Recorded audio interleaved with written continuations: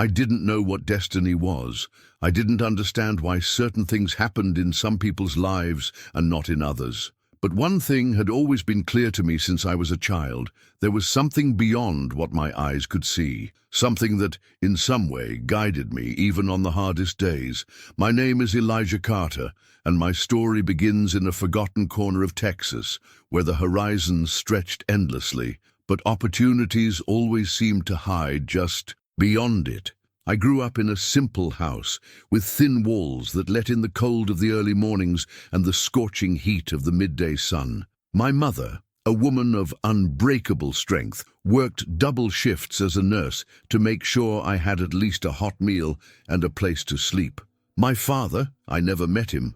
To me, he was just the shadow of a name, an absence I learned to fill with dreams and unanswered questions. From an early age, I understood that the world was not kind to those born without privileges. I saw my mother come home exhausted, her eyes heavy with fatigue, yet always managing a soft smile when she saw me. "You are my strength, Elijah," she would say, and I believed that somehow I needed to be strong for her. But there was someone who always reminded me that life was more than bills to pay and sleepless nights. My grandmother. She was a small woman, with hair as white as cotton and hands hardened by time. But her voice carried the weight of wisdom, of someone who had watched the world turn many times. She was the one who taught me about faith, about resilience, about believing even when everything seemed impossible. On Sundays, we would sit on the porch, and she would tell me Bible stories as if they were great adventures.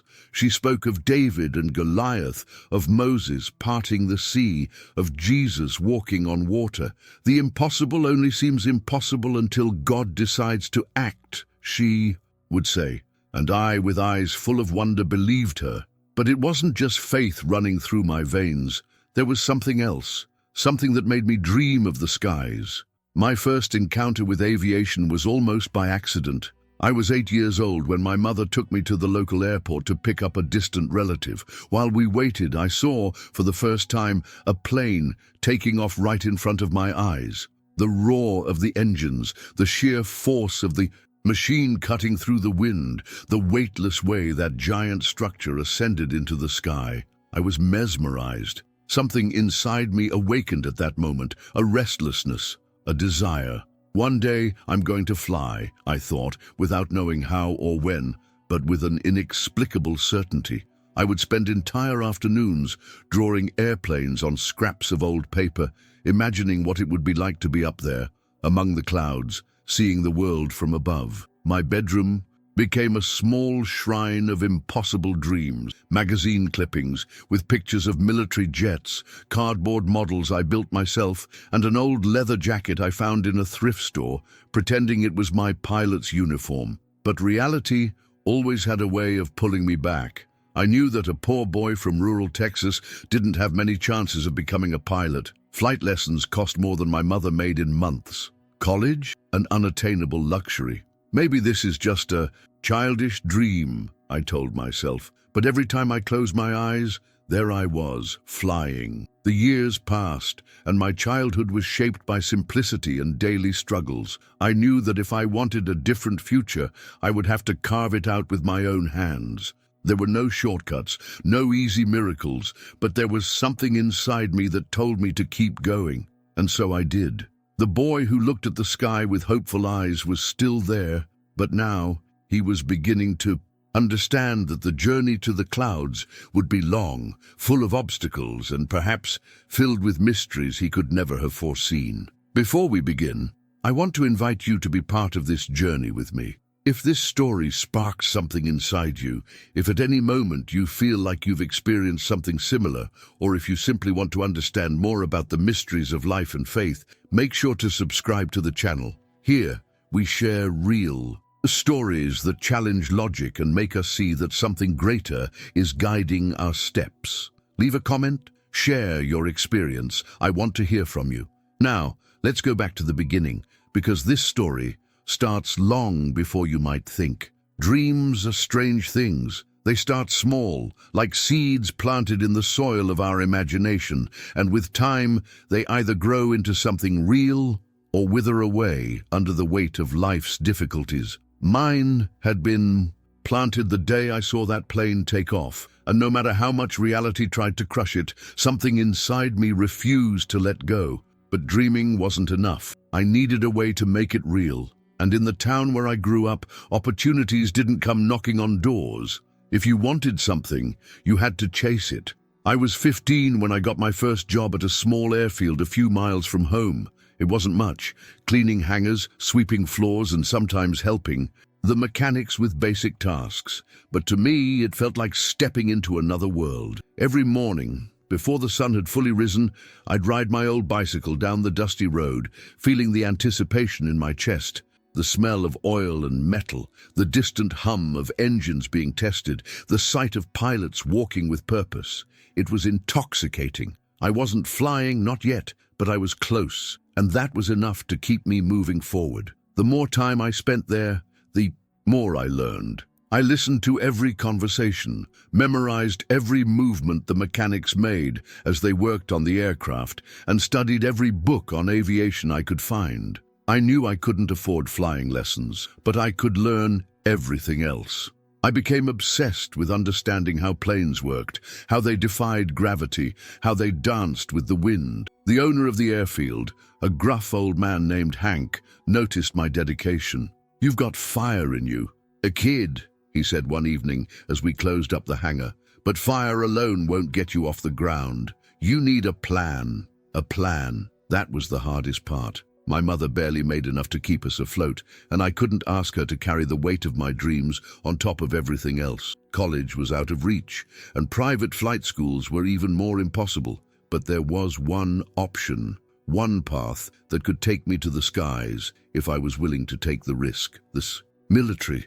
The Air Force wasn't just a career, it was a gateway to the future I had always dreamed of. It offered training, education, and most importantly, a chance to be around aircraft every single day. The thought of military discipline and the sacrifices it would require scared me, but the fear of staying stuck in the same place for the rest of my life scared me even more. I made up my mind. The day I turned 18, I enlisted. Boot camp was a shock. The early mornings, the grueling physical training, the relentless discipline. I had never been pushed so hard in my life. There were moments when I doubted myself, when I wondered if I had made a mistake. But every time I felt like giving up, I reminded myself of that boy who used to stare at the sky, wishing he could be up there. I couldn't let him down. So I pushed forward, I endured, and little by little, I transformed into someone stronger, someone capable. After months of training, I was assigned to aircraft maintenance. It wasn't the cockpit, but it was close. I spent my days working on jets, learning their every detail, understanding their mechanics in ways I had never imagined.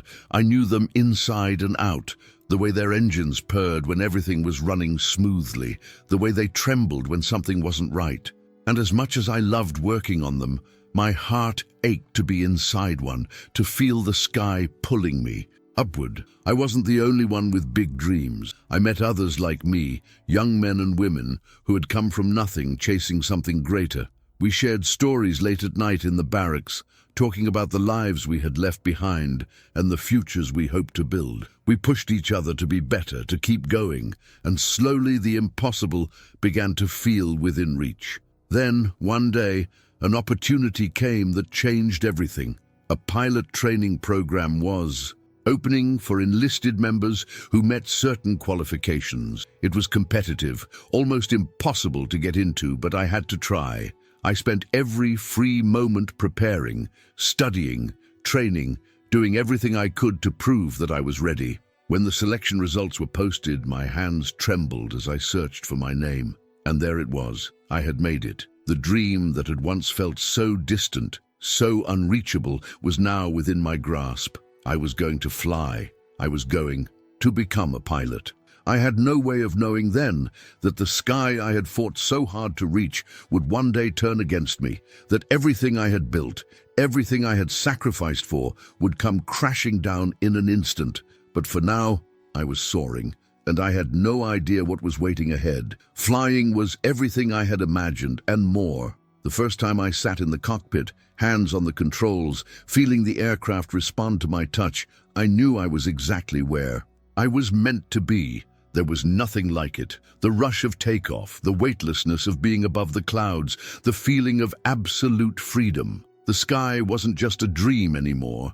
It was my reality. For years, I lived and breathed aviation. I flew in all kinds of conditions, trained for every possible scenario, and learned to trust my instincts as much as the instruments in front of me. My confidence grew, my skills sharpened. I had worked for this, sacrificed for it, and now I was living it. But the thing about the sky is that it doesn't belong to anyone. It gives, but it also takes. And on one particular mission, I learned that the hard way. It was supposed to be a routine transport operation, the kind I had done 100 times before. We were flying a military cargo plane, carrying equipment and personnel to a remote base. The weather was clear. The flight plan was straightforward. There was no reason to expect anything out of the ordinary. But in aviation, ordinary can turn into catastrophe in a matter of seconds. Mid-flight, something felt off. It started as a vibration, a barely noticeable tremor in the aircraft's body. At first, I thought it was turbulence, nothing unusual. But then, the vibration became stronger. The instruments flickered. A warning light blinked red on the panel. Engine failure. Pilots are trained for emergencies. We rehearse every possible failure, memorize every procedure, prepare for the worst-case scenarios. But no amount of training can truly prepare you for the moment when the worst actually happens. The aircraft lurched violently. My co-pilot shouted something, but his voice was drowned out by the alarms blaring in the cockpit. I felt the nose dip. Gravity pulled at us. We were losing altitude fast. I gripped the controls, heart pounding, forcing myself to focus. There was a base nearby. If we could reach it, we had a chance. But the aircraft wasn't responding the way it should. Every second mattered. I radioed our distress call, my voice calm but urgent, reporting our position, our situation. The ground crew responded, directing us to the nearest runway. It was close.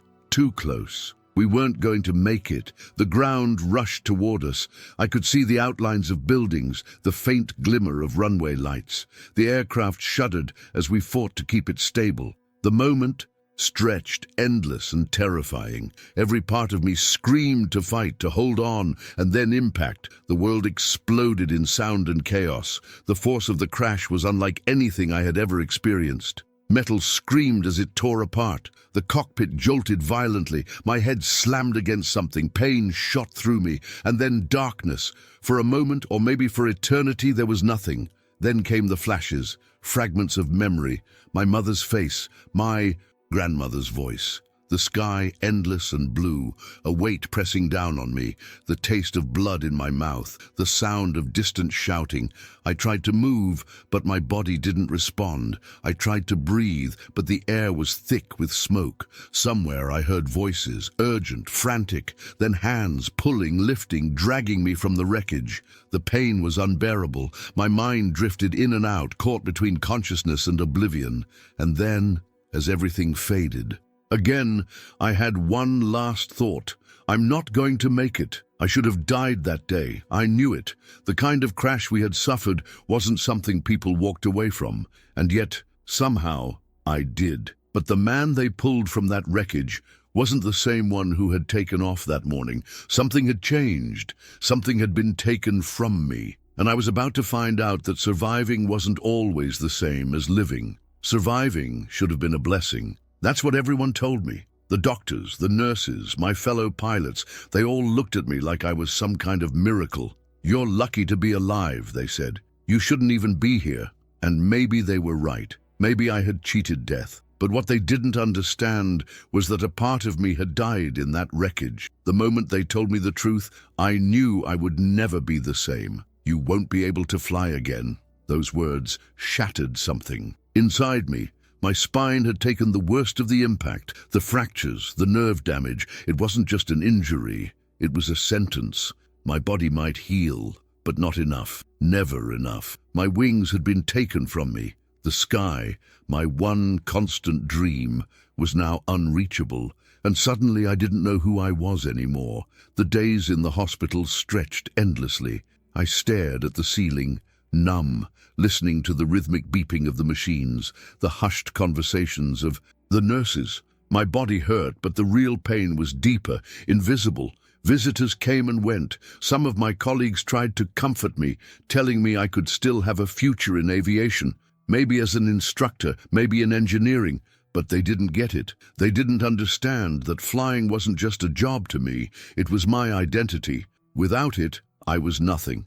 I pushed people away. My mother called every day, but I barely spoke. My friends stopped coming after her, while tired of watching me sink into silence. And I let them go. I let everything go. When I was finally discharged, I returned to an empty apartment that no longer felt like home. My uniform, once a source of pride, now hung untouched in my closet, a reminder of everything I had lost. I stopped answering calls. I stopped caring. My days blurred together. Wake up, take painkillers, stare at the walls, repeat. The nights were worse. The nightmares came, relentlessly. Flashes of the crash, the helplessness, the moment of impact. I woke up drenched in sweat, gasping for air, feeling the phantom weight of the aircraft crashing down on me again and again. And then came the pills. At first, they were just for the physical pain. The doctors had prescribed them to help with my back, but soon I found that they did more than just dull the ache in my body. They silenced the noise in my head. They made everything easier to ignore. One pill turned into two, two turned into four. Before I knew it, I wasn't taking them for the pain anymore. I was taking them because they made me feel nothing. And nothing was better than feeling like a failure. I don't know exactly when I reached my breaking point. Maybe it was gradual, maybe it was inevitable. But I remember the night it happened. The night everything came crashing down. I had been awake for days, caught in a haze of exhaustion and medication, barely able to tell if it was morning or night. The apartment was dark, silent, suffocating. I sat on the floor, staring at an empty bottle in my hand, feeling the weight of something I couldn't name pressing down on me. I couldn't escape the thought that had been creeping into my mind for weeks. What's the point of all this? I wasn't who I used to be. I wasn't a pilot. I wasn't anything. I was just a man who had lost everything, waiting for the days to pass, for the pain to stop. I don't remember making a decision. I don't remember thinking about it. But at some point, I took more pills than I should have. I don't even know how many. I just wanted to sleep. The last thing I remember is lying back, staring at the ceiling, my vision blurring. My body felt heavy, like I was sinking, like I was slipping away. And then, darkness. I thought that was the end. But someone, had other plans for me. I don't know when.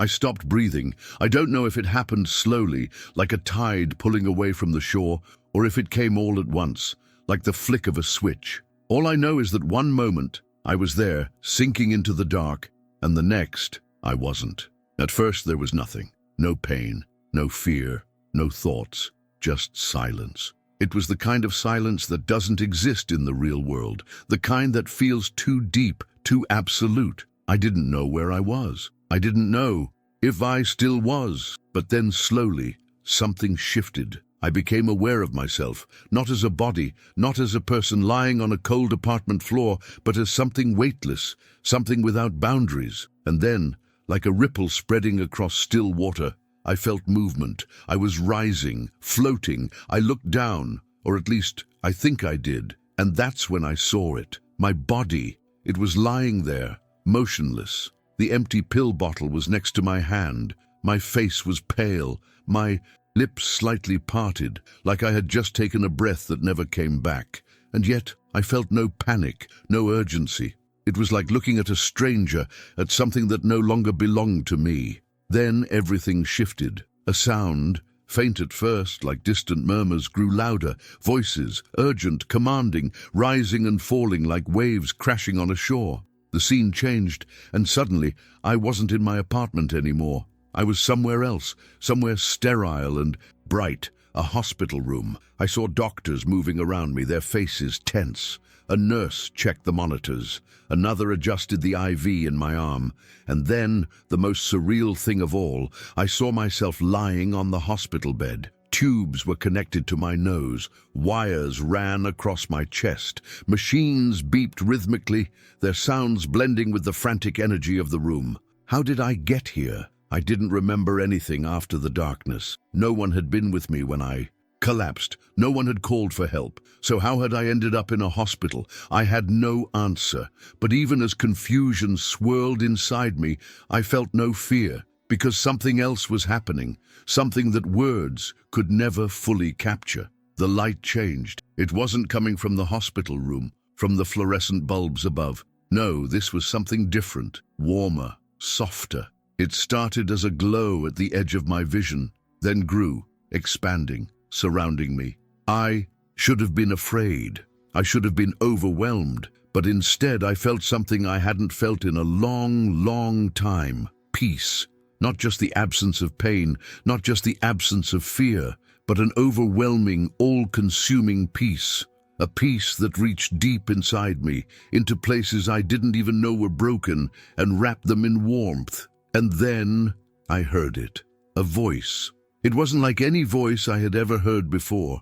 It didn't come from the outside. It wasn't spoken aloud. It came from everywhere and nowhere at once, filling me, surrounding me. It wasn't loud, yet it drowned out everything else. It wasn't a whisper, yet it was softer than the gentlest breeze. It's not your time. I don't know how long I was there, floating in that peace, listening to that voice. It could have been seconds, or it could have been eternity. Time had no meaning. I only knew that I didn't want to leave. For the first time in my life, I felt complete, whole. But then something shifted again, a pull, a force, gentle but undeniable, tugging at me. The warmth around me faded, and I felt myself being drawn back to the hospital room, back to the machines, back to the broken body lying on that bed. And just before the light faded completely, I heard it one last time. "It's going to hurt, but you'll be okay." Then darkness, and suddenly pain. A sharp, electric pain jolted through me, yanking me back into consciousness. My chest ached, my lungs burned, as if I had been underwater for hours. My body felt foreign, like I had been ripped from one world and shoved back into another. I gasped, my eyes flying open. The room was spinning. The fluorescent lights above were too bright, too harsh. I heard voices, muffled at first, then growing clearer. "He's back!" A rush of movement, a doctor leaning over me checking my pulse, a nurse calling out vitals. My heart pounded. In my chest, a rhythm that felt both foreign and familiar. I was alive, but something inside me knew I had just been somewhere else. And whatever had happened, whatever I had seen, wasn't just a dream. I had crossed a line, and now nothing would ever be the same again. Waking up should have meant that everything was back to normal, that life would continue, that I would get up, recover, and move forward. But as I lay in that hospital bed, staring at the ceiling, feeling my heart still hammering in my chest, I knew nothing about me was the same anymore. I had been somewhere else. It wasn't a dream. It wasn't a hallucination. I had felt it, more real than anything I had ever known. That peace, that warmth, that voice. It had touched something deep inside me, something beyond the flesh and blood that now ached with every breath. And no matter how much the doctors tried to explain it away, I knew the truth. I had crossed a threshold. I had stepped into something greater. But the strangest part, a piece of me still felt like it was there. It started subtly. At first, I would close my eyes and still feel the weightlessness, the warmth of the light that had surrounded me. Then the dreams came, vivid, powerful dreams that weren't like ordinary dreams. They weren't scattered memories or fragments of imagination. They were places. One night, just days after I had awakened, I drifted into sleep and found myself standing in a place that took my breath away. It was a vast field, stretching far beyond what my eyes could take in. But it wasn't just a field. The colors, God, the colors, were unlike anything I had ever seen on earth. The grass was green, but not just green. It shimmered with hues I couldn't name, moving like waves as the wind brushed through it. Flowers bloomed in every direction, their petals bending toward the sky, as if drawn to an invisible force. And the sky, it was endless, not just blue, but filled with an ethereal glow, shifting as if alive. I wasn't alone. I felt it before I saw it. Someone was there, a presence, a being, not just near me, but around me, within me. It wasn't threatening nor overwhelming. It was gentle, patient, familiar, even though I couldn't explain why. And then, as I turned, I saw him. Or maybe it wasn't a him. Maybe it wasn't anything I could describe in human terms. It was light, but not just light. A form, but not solid. It radiated something beyond warmth, something deeper than love. Understanding, compassion, a knowing that reached straight into my soul. No words were spoken, but I heard everything. Memories unfolded before me, my childhood, my struggles, my dreams, my failures, my pain. I saw myself as a boy, sitting with my grandmother, listening to her talk about faith. I saw the moment I had first dreamed of flying. I saw my mother working tirelessly to keep us afloat. I saw the crash, the hospital, the moment I had let go, surrendering to the darkness, and then a question, not spoken aloud, but heard deep inside me. Do you see now? I wanted to ask what it meant, but I couldn't. I just felt the answer settle within me, like an ancient truth that had always been there, waiting for me to recognize it. There was no anger in this presence, no judgment, only a deep, indescribable sorrow. Not for me, but with me. As if it had felt every moment of my pain, as if it had walked every step of my suffering alongside me. I opened my mouth to speak, but before I could, the world around me shifted. The sky dimmed, the wind softened, the colors began to fade. Not yet. That was the last thing I heard before I was pulled away. I woke up gasping, my hospital room spinning around me, my body drenched in sweat. My heart pounded, not just from fear, but from something else, recognition. I knew without a shadow of a doubt that I had been somewhere real, that what I had seen wasn't just a dream. It was a glimpse into something greater, something beyond this world. And yet, as I lay there catching my breath, the words echoed in my mind over and over. Not yet. Not yet what? Not yet ready. Not yet my time. Not yet understanding. I didn't know, but I did know one thing. I had come back for a reason. I had been somewhere so real, so filled with peace, that waking up in a sterile hospital room, surrounded by beeping machines and fluorescent lights, felt like stepping into a world that no longer fit me. I was alive, but I wasn't the same. The doctors couldn't explain it. They called it a miracle recovery. Medically speaking, I shouldn't have woken up like that. My heart had stopped. I had been unconscious for longer than what should have been safe. But when I came back, there were no signs of permanent damage, no brain injuries, no lingering complications. "You're one lucky man," one of the nurses said. "Most people don't come back from what you've been through." Lucky. That word echoed in my mind over and over like a whisper I couldn't shake. I wasn't lucky. I was sent back. And yet I had no idea what to do with that knowledge. The days that followed were a blur of medical tests and baffled conversations with doctors. My mother sat beside me every day, her fingers gripping mine, her eyes filled with tears every time she looked at me. "I thought I lost you," she whispered one night. "I prayed, Elijah. I prayed so hard." I wanted to tell her that someone had answered, that I had heard something, felt something, that I had seen a place beyond anything I could put into words.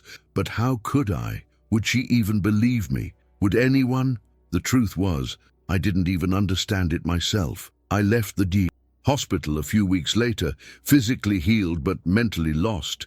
Everything about my life before the accident felt distant, like a memory from another lifetime. My uniform, my career, my identity as a pilot, it was all gone. And yet, in its place, something else was stirring. I started noticing things, subtle at first. A shift in the air when I walked into a room, a strange tingling in my hands when I touched certain objects, a feeling, deep, unshakable, that I could sense things about people without them saying a word. One evening, I was sitting on the couch at my mother's house, staring blankly at the television, not really watching. She sat beside me, silent, lost in her own thoughts. And then, suddenly I knew. I turned to her, my chest tightening. "Mom, your shoulder." She looked at me, startled. "What?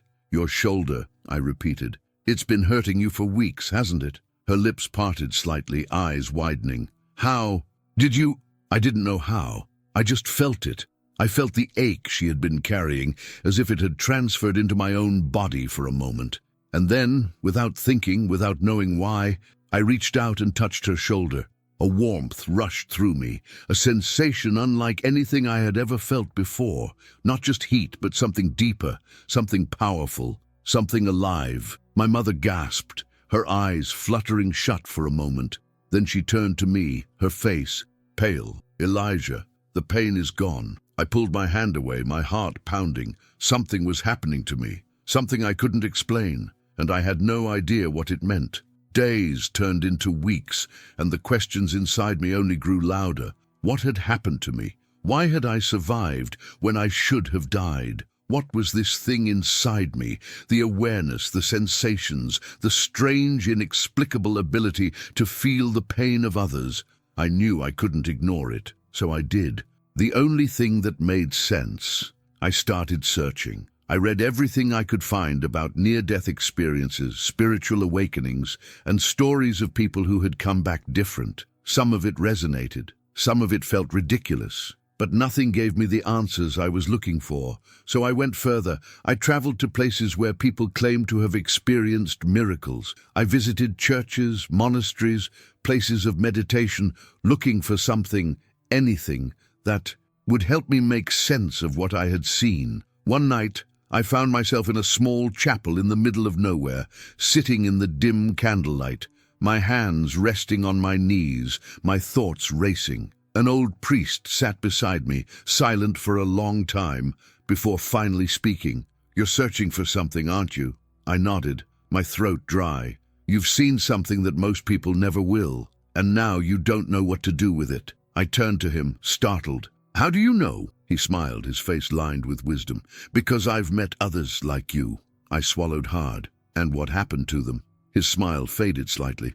"Some accepted it, some ignored it. Some were consumed by it." I felt a shiver run down my spine. "And which one am I?" He studied me for a long moment before answering. "That depends on what you do next." His words haunted me for days, because the truth was I had no idea what to do next. I had survived something impossible. I had seen something beyond this world, and now my very existence felt like a question waiting for an answer. And then, one night, I had another dream. The field was there again, the colors, the endless sky, and he was there. The presence I had felt before, but this time he spoke. "You can't carry everyone's pain, Elijah. Some burdens are not yours to bear." I woke up with a jolt, my breath shaky, my body covered in sweat. The message was clear. I had been given something, a gift, a responsibility I didn't know, but I had been looking in the wrong place. The answers weren't out there, they were inside me,